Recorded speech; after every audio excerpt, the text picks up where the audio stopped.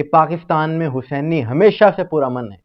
हाँ, तमाम हुसैनियों के लिए बाइस फख्र है कि जो वज़ीर आज़म ने बात सबको एक जगह पर बिठा दिया, ये पाक फौज का ही खासा है। ये वीडियो इराकी परफ्यूम अबुल फजल के ताउन से पेश की जा रही है, जो कि पाकिस्तान में लॉन्च हो चुका है। बेहतरीन खुशबू है और इसे अबुल फजल इसलिए कहा जाता है क्योंकि हरम हज़रत अब्बास में यही खुशबू इस्तेमाल की जाती है। ऑर्डर करने के लिए व्हाट्सएप नंबर पर रब्ता कीजिए। शुक्रिया। बिस्मिल्लाहिर्रहमानिर्रहीम, सलामुन अलैकुम।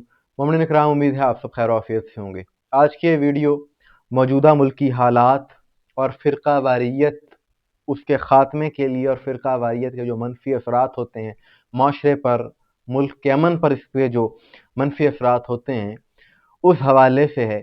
और इस हवाले से हम पहले भी कई प्रोग्राम्स कर चुके हैं, वीडियोस कर चुके हैं, उलमा इकराम के साथ हमारी नशिस्तें हैं।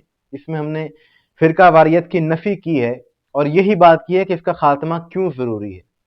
इसी हवाले से मुल्क पाकिस्तान से फ़िरका वारियत का ख़ात्मा, यहाँ पर अमन व अमान का क़याम, इस हवाले से गुज़िश्ता रोज़ यानी 10 दिसंबर 2025 रियासत पाकिस्तान की जानिब से, हुकूमत पाकिस्तान की जानिब से एक कॉन्फ्रेंस का इनेकाद किया गया इस्लामाबाद में, जिसका नाम था उलमा व मशाइख कॉन्फ्रेंस। क्योंकि फ़िरका वारियत मज़हब से रिलेटेड है, इसमें मज़हब का बहुत बड़ा किरदार है शिद्दत पसंदी, इंतहा पसंदी को कंट्रोल करने में। इसलिए तमाम मसालिक से ताल्लुक़ रखने वाले उलमा को दावत दी गई और उनको बुलाया गया इस कॉन्फ्रेंस में। शिया, सुन्नी, अहले हदीस, देवबंद, तमाम मसालिक के जय्यद उलमा, नामवर उलमा ने इस कॉन्फ्रेंस में शिरकत। और मैं ये बात ज़रूर कहूँगा कि ये पाक फ़ौज का ही खासा है कि सारे मौलवियों को, उलमा को एक जगह पर इकट्ठा कर दिया और सबको एक जगह पर बिठा दिया। ये पाक फ़ौज का ही खासा है, वही ये काम कर सकते हैं। अब फ़िरका वारियत पाकिस्तान का एक इंतहाई अहम और हसास मसला है। ये कहना बेहतर होगा कि ये तमाम मसाइल की जड़ है। शिद्दत पसंदी, इंतहा पसंदी, दहशत गर्दी के वाक़यात, उसकी बुनियाद ये फ़िरका वारियत ही है कि जब एक मसलक के मौलवी दूसरे मसलक के लोगों के खिलाफ उनकी तकफीर करते हैं, काफिर काफिर के नारे लगाते हैं, तो उसके नतीजे में इस किस्म के वाक़यात देखने को मिलते हैं। पाकिस्तान में बदअमनी फैलती है। इसी चीज़ की निशानदही वज़ीर आज़म पाकिस्तान ने इस कॉन्फ्रेंस में अपनी तकरीर के दौरान की और उन्होंने बड़ी कमाल बात कही। सियासी नज़रियात का इख्तलाफ हो सकता है।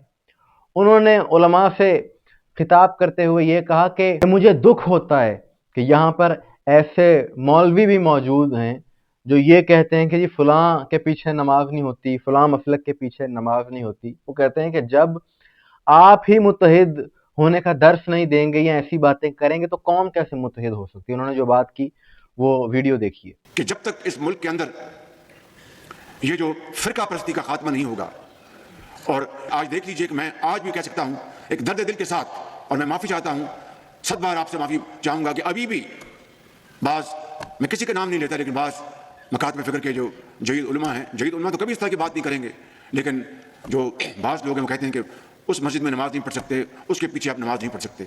अगर ये हमारा हाल है तो हम कौम को किस तरह इकट्ठा कर सकते हैं। तो इनकी बात का मकसद यही है कि ऐसे मौलवी के जो एक दूसरे को मुसलमान नहीं समझते, वही इस तरह की बात करते हैं और वही कुफर के फतवे लगाते हैं और एक दूसरे को खारिजुल ईमान समझते हैं।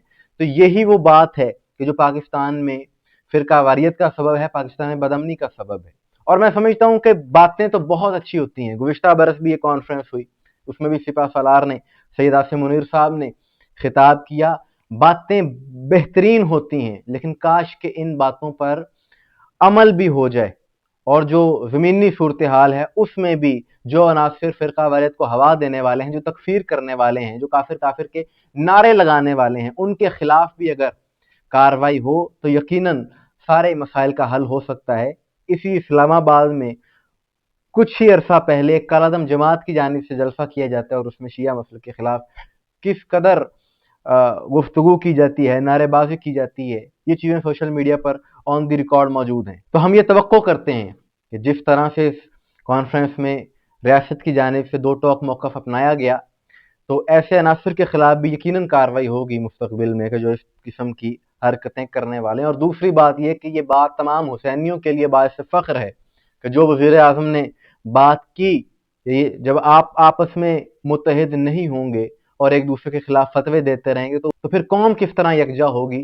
तो फिर इस हवाले से ये बात हमारे लिए बाइस फ़ख्र है कि आज तक किसी हुसैनी ने, किसी मुहिब्बे अहले बैत ने किसी दूसरे मसलक के खिलाफ कुफर का फतवा आज तक नहीं दिया।